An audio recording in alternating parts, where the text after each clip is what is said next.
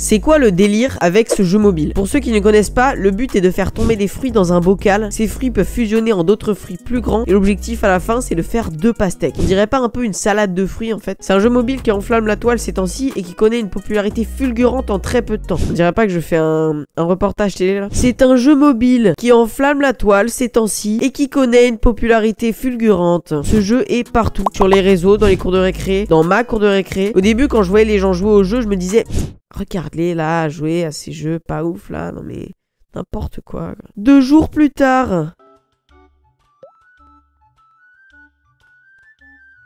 Ah merde. Et oui, j'ai craqué, j'ai installé le jeu et j'y joue tous les jours, tout le temps. Il me hante là, surtout la musique là. Ah! Je pense que sa durée de vie et le fait qu'on soit addict au jeu peut s'expliquer par 2 choses. Déjà, c'est kawaii, c'est coloré, et puis la fusion des fruits est satisfaisante, ce qui nous donne envie de rester. Et surtout, les développeurs ont utilisé une technique très fourbe pour donner au jeu une durée de vie interminable. C'est la technique de l'objectif impossible. En effet, l'objectif du jeu est d'avoir 2 pastèques. Et bien, c'est très dur à accomplir et ça prend beaucoup de temps. Pourquoi me direz-vous? Pour qu'on reste sur le jeu longtemps. En effet, le fait qu'on reste sur le jeu longtemps nous laisse plus l'occasion d'en parler à nos amis et de le propager. De plus, ça donne une durée de vie très longue au jeu. Si l'objectif était d'avoir seulement une pastèque, le jeu ne serait pas aussi connu que maintenant. Il aurait une durée de vie très courte car l'objectif est plus facilement atteignable. Mais pourtant, ça a pas l'air d'être un jeu qui a pris énormément de temps à faire. C'est juste qu'il y a un objectif hyper long. Pas forcément dur, long.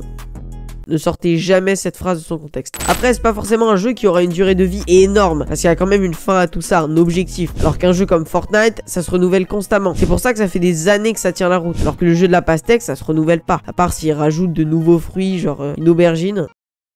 Me demandez pas pourquoi j'ai pensé à ce fruit. Et le jeu a aussi pris peu de temps à faire. Et comparé au succès que ça a eu, là le ratio développement-récompense il est très élevé. Genre aussi élevé que la tour de Pise. Non, c'est pas un bon exemple. Et j'ai l'impression que c'est un peu le reflet de notre société. Alors oui, peut-être que je pars très loin, mais c'est vrai que de nos jours on privilégie pas beaucoup le travail acharné. Parce que par exemple dans le domaine des jeux vidéo, Pokémon ils sortent un nouveau jeu tous les ans comme FIFA, ce qui est rien du tout pour un développement de jeux vidéo console en 3D. Et ça empêche pas de faire beaucoup de ventes. Les fans s'en plaignent, mais ils achètent quand même. Mais ce qui reflète encore plus ce ratio, c'est TikTok. Parce que t'as juste à bouger la tête sur une musique et t'as des millions de vues et de l'argent, alors qu'il y a d'autres vidéos longues sur YouTube qui ont pris beaucoup de temps et de travail mais qui ne sont pas reconnues à leur juste valeur. Et moi-même j'ai été impacté par ça. J'ai sorti une vidéo qui a pris plusieurs heures de montage et puis elle a marché, mais à mon échelle. Mais 3 jours plus tard, je mets un extrait de la dite vidéo avec une vidéo satisfaisante en dessous et boum, j'ai fait 10 fois plus de vues. Et ça m'empêche pas de continuer à faire des vidéos longues parce que je kiffe faire ça. Mais les vues du dernier short auraient pu m'influencer sur ma manière de faire des vidéos pour que j'en fasse que des courtes. Bon bref, je suis parti un peu loin, mais c'est vrai que je trouve qu'on privilégie un peu trop la facilité, surtout avec TikTok qui est le réseau le plus influent dans le monde actuellement. Mais c'est vrai que oui, ce jeu est très simple